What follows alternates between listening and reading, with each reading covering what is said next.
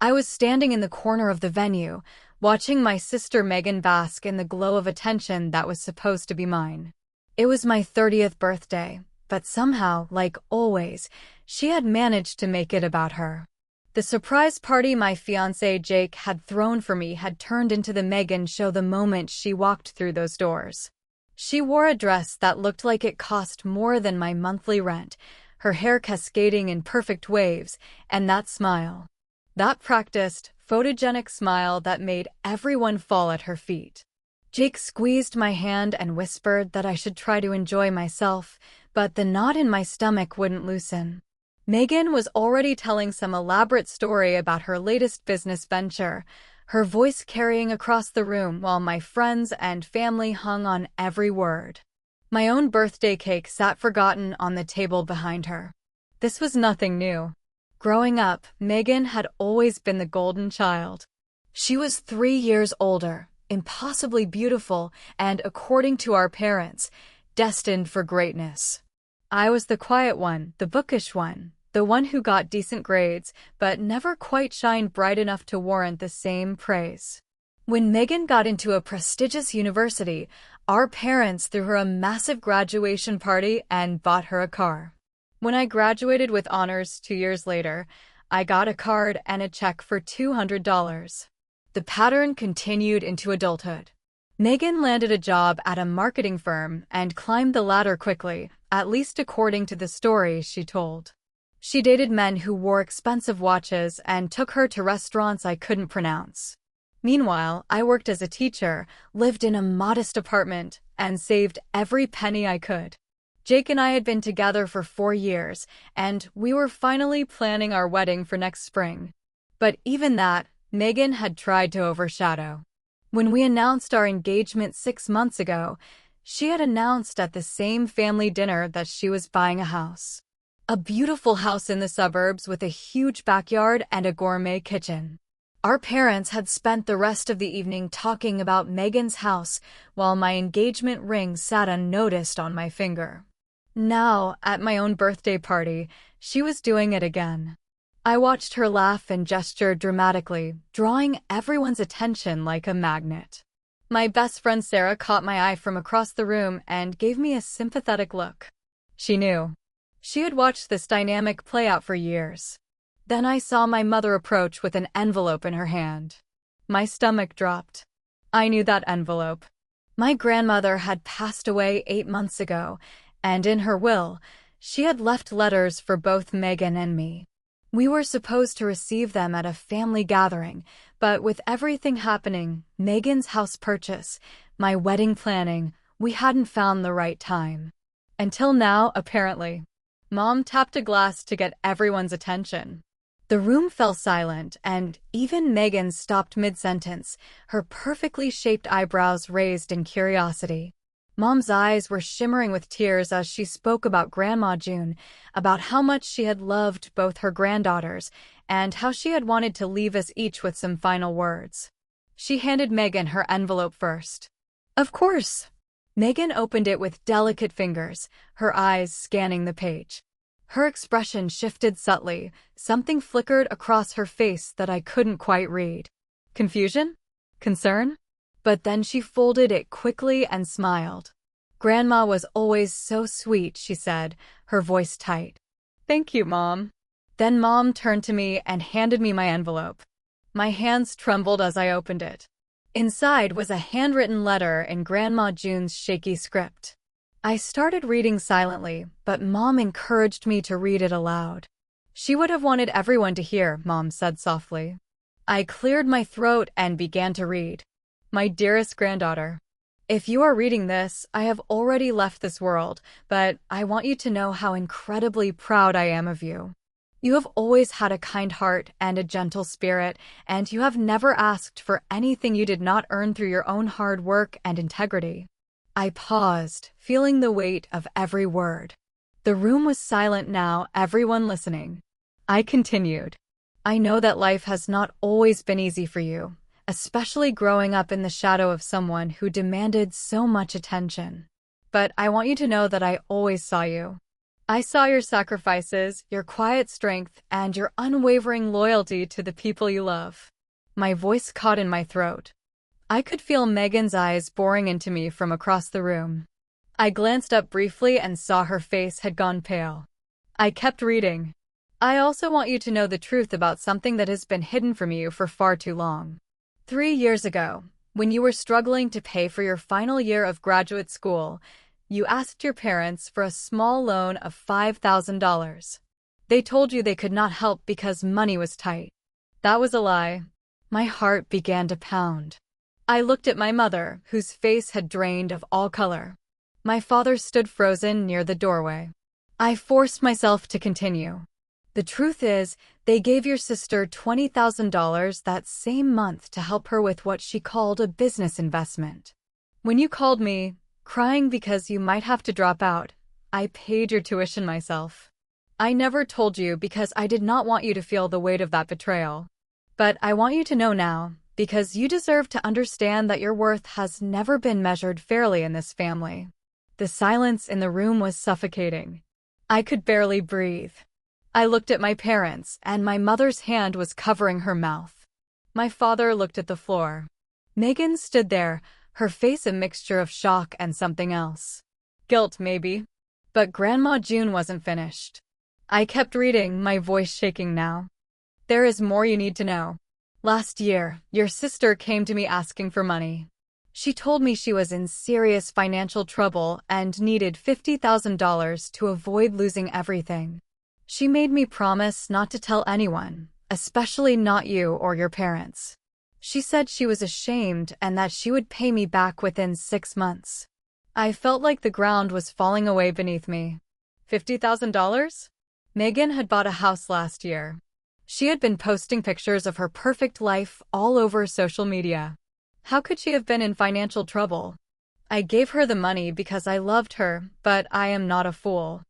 I hired a private investigator to look into her situation because something did not feel right. What I discovered broke my heart. Your sister has been living far beyond her means for years. She has maxed out multiple credit cards, taken out loans she cannot repay, and even borrowed money from your parents on several occasions that they never told you about. I looked up at Megan, and tears were streaming down her face now. But she wasn't looking at me. She was staring at the floor, her hands clenched into fists at her sides. The house she claimed to buy was not purchased with her own money. Your parents gave her the down payment, $50,000 from the savings they had set aside for both of you girls. Money that was supposed to help you with your wedding and her with whatever she needed. But they gave it all to her. I felt Jake's hand on my shoulder, steadying me. My mother let out a choked sob, and my father's face had turned bright red. I could see people in the crowd exchanging uncomfortable glances, but I had to finish. I had to hear what else Grandma June had to say. I am telling you this not to hurt you, but to free you. You have spent your whole life wondering why you were never enough, why you were always second. The truth is, you were always enough. You were always more than enough. It was never about you. It was about them and their inability to see what was right in front of them. Tears were pouring down my face now, but I kept reading. In my will, I have left you my house. The house where you spent so many happy summers as a child. It is yours, free and clear. I have also set up a trust fund for you with the remainder of my estate, which amounts to approximately $300,000. This money is yours alone. Your sister received her inheritance when I gave her that $50,000 last year. She was supposed to use it to fix her life, but instead she continued to lie and manipulate. The room erupted. My mother was crying openly now, and my father tried to approach me, but I stepped back. Megan's face was buried in her hands, and several people were whispering to each other in shocked tones. Jake wrapped his arms around me, and I clung to him like he was the only solid thing in a world that had just been turned upside down. But there was still more. I steadied myself and read the final paragraph. Live your life, my darling girl. Live it fully and without apology. Marry the man who loves you for who you are, not for what you can give him. Build a home filled with laughter and love. And know that I will always be watching over you, so incredibly proud of the woman you have become. You were never second. You were always first in my heart. All my love, Grandma June. I folded the letter and looked around the room. No one knew what to say. My mother approached me with tears streaming down her face, trying to apologize, but I held up my hand.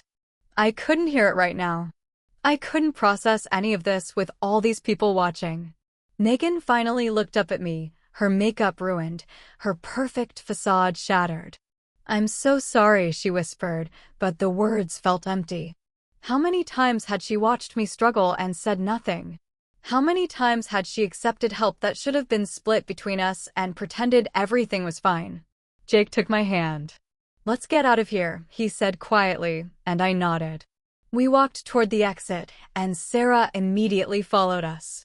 As we left, I heard my mother calling after me, begging me to stay so we could talk, but I couldn't. Not yet.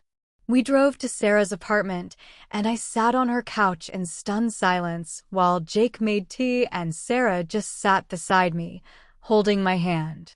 The letter was still clutched in my other hand, the paper wrinkled from my grip. "I can't believe they did that to you," Sarah said finally. "All these years." I shook my head. I always knew Megan was the favorite. I just didn't know it was this bad. Over the next few days, I stayed with Sarah while I tried to process everything. My phone was blowing up with calls and messages from my parents, from Megan, from relatives who had been at the party. Everyone had an opinion, an excuse, an explanation. But I wasn't ready to hear any of it. Jake came by every day, bringing me food and just sitting with me. He didn't push me to talk or make any decisions. He just stayed, and I loved him more for it. A week later, I finally agreed to meet with my parents. We met at a neutral location, a coffee shop downtown. They both looked like they had aged 10 years in 7 days. My mother's eyes were red and puffy, and my father couldn't seem to meet my gaze. "We are so sorry," my mother began, her voice breaking. "We never meant to hurt you. Megan always seemed to need more help, and you were always so independent and capable. We thought you would be okay. So you punished me for being responsible?" I asked, my voice cold. "You gave her everything because she asked, and you gave me nothing because I didn't want to be a burden?" My father finally spoke. "We made terrible mistakes. We see that now. We got caught up in trying to fix Megan's problems, and we lost sight of what we were doing to you. We are so sorry." I stared at them both. Part of me wanted to yell, to scream at them for all the years of feeling invisible. But another part of me just felt tired, exhausted from carrying this pain around. "I don't know if I can forgive you right now," I said quietly. "Maybe someday, but not today." They nodded, tears streaming down both their faces. As I walked out of that coffee shop, I felt something shift inside me. I wasn't the forgotten daughter anymore. I had Grandma June's house. I had her money. But more than that, I had her words, her validation, her love. And that was worth more than anything. I also agreed to meet Megan, though I almost didn't. She asked if we could meet at the park where we used to play as kids. When I arrived, she was sitting on a bench, looking smaller than I had ever seen her. No designer clothes, no perfect makeup. Just my sister, looking lost and broken. "I know sorry isn't enough," she started, her voice barely above a whisper. "I know I don't deserve your forgiveness. I have been selfish and horrible, and I took advantage of everyone who tried to help me." "Why?" I asked. "Why did you do it?" She looked up at me, and for the first time in my life, I saw genuine vulnerability in her eyes. "Because I was scared. Scared that if I wasn't perfect, if I wasn't succeeding, no one would love me. So I faked it. I spent money I didn't have to look successful. I lied about jobs and promotions. I built this entire false life because I thought that was the only way people would care about me." "And what about me?" I asked, my voice shaking. "Did you ever think about what your lies were doing to me?" She closed her eyes. "I did. And I hated myself for it. But I was so deep in my own mess that I didn't know how to stop. I am in therapy now. I am trying to fix this, to fix myself. I am selling the house. I am filing for bankruptcy. I am starting over. I stood there, looking at the sister I had envied and resented for so long, and I realized she had been just as trapped as I was. Trapped in a role she couldn't maintain, drowning in expectations she couldn't meet. It didn't excuse what she had done, but it helped me understand it. I need time, I told her. I can't just forgive you because you are finally being honest. You hurt me, Megan. For years. She nodded, tears streaming down her face. I know. Take all the time you need. I just wanted you to know the truth. And I wanted to tell you that Grandma June was right about you. You were always the strong one. You were always the real one. I wish I had been more like you. As I walked away from that park, I felt something close to peace beginning to settle over me. I wasn't there yet, but I could see the path forward. Jake and I moved into Grandma June's house a month later.